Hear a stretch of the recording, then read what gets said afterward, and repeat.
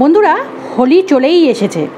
হোলিতে যদি ঘরে বানানো ঠান্ডাই এবং গুজিয়া করা যায় কীরকম হয় বলুন তো।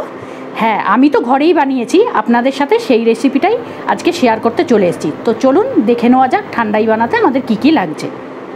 এটা হচ্ছে কাজু বাদাম, তারপরে লাগছে 4 মগজ 1/4 টেবিল স্পুন, তারপরে লাগছে কিছু ড্রাই রোজ পেটালস, আপনাদের কাছে থাকলে আপনারা দিতে পারেন, না হলে রোজ এসেন্সও দিতে পারেন, যেটা আপনার খুশি। তারপরে আছে 10 থেকে 12টা মতো এলাচ, তারপরে আছে 1 টেবিল স্পুন মতো মৌরি, একটা ছোট দারচিনি, 10-12টা মতো গোলমরিচ, আমি একটা ছোট্ট এখানে জায়ফলের টুকরো দিয়েছি, আর কিছুটা কেশরের স্ট্র্যান্ড, এখানে আছে আমন্ড, এখানে আছে পিস্তা, আর এখানে আছে পোস্ত, যেটাকে আমরা পপি সিডস বলি। তো এগুলো আমি একসঙ্গে এখন ড্রাই রোস্ট করে নেব। তো চলুন আগে আমি রোস্টটা করে নিই।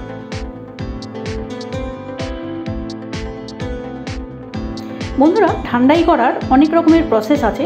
তো আজকে আমি যেটা করব, এটা পুরোটা আমি আজকে বানাবো না, তাই জন্য আমি রোস্ট করে মিক্সিতে ড্রাই গুঁড়ো করে আমি ফ্রিজে রেখে দেবো, কিছুটা আজকে বানাবো।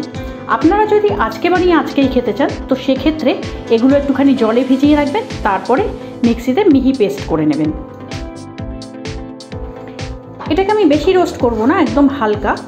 এবং এই গুঁড়োটা দিয়ে যখন আপনি পেস্ট করবেন, সেটা দিয়ে আপনি এরপরেও অনেক কিছু বানাতে পারেন। যখন গুজিয়া বানাবেন, গুজিয়ার ভেতরের পুর হিসেবে এটাকে দিতে পারেন, বা এটাকে দিয়ে আপনি মুজের ভেতরে দিতে পারেন, তারপরে ক্রিমি চিজ কেকের ভেতরে দিতে পারেন। আমি এই ড্রাই ফ্রুটসগুলোর মধ্যে এবারে এই ছোট 1 বাটির চিনি মিশিয়ে নেব। চিনিটা আপনারা মাপ মতো নিতে পারেন। এবারে আমি এটাকে মিক্সির বাটিতে ট্রান্সফার করে নিচ্ছি।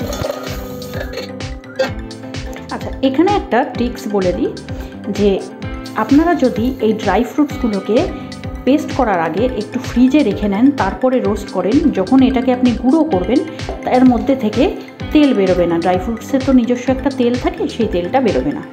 আর আপনারা ফ্রিজে এটাকে অনেক দিন পর্যন্ত স্টোর করে রেখে খেতে পারবেন, 1 মাস তো স্টোর করতেই পারবেন। আর একটা টিপস আপনাদেরকে দিয়ে দিই, আপনারা যখন মিক্সিতে গুঁড়ো করবেন এটাকে, তখন একেবারে জোরে চালাবেন না, একটু থেমে থেমে একটু কম বেশি করে মিক্সিটা চালাবেন, তাহলে এরকম ঝুরঝুরে একদম গুঁড়ো তৈরি হবে। এটা হয়ে গেল আপনাদের ঠান্ডাই মিক্স।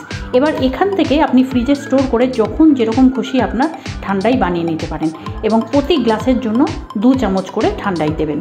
আর ঠান্ডাইটা কিন্তু চিল্ড দুধে খুব ভালো হয়, কিন্তু আমি আজকে নর্মাল টেম্পারেচারে করব, কারণ অতটা ঠান্ডা আমরা প্রেফার করি না। আপনারা যখন খাবেন, দুধটা আগে ফ্রিজে রেখে চিল্ড করে নেবেন, তারপরে বরফও দিতে পারেন, এখানে আপনাদের সুযোগ সুবিধা মতো আপনারা ইউজ করবেন।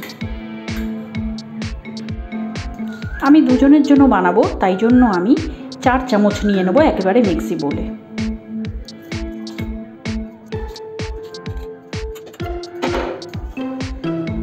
এবার আমি এটার মধ্যে একদম রুম টেম্পারেচারে রাখা দুধটা দিয়ে দিলাম, এবং চিনি আমি আগেই দিয়ে দিয়েছি, আপনারা চিনির বদলে মিশ্রিও ব্যবহার করতে পারেন। এবার আমি এটাকে আবার মিক্সিতে চালিয়ে নেব। এবার আমি এর মধ্যে 2টো বরফের টুকরো দিয়ে দিচ্ছি। এবার আমি ঠান্ডাইটা ঢেলে দেব।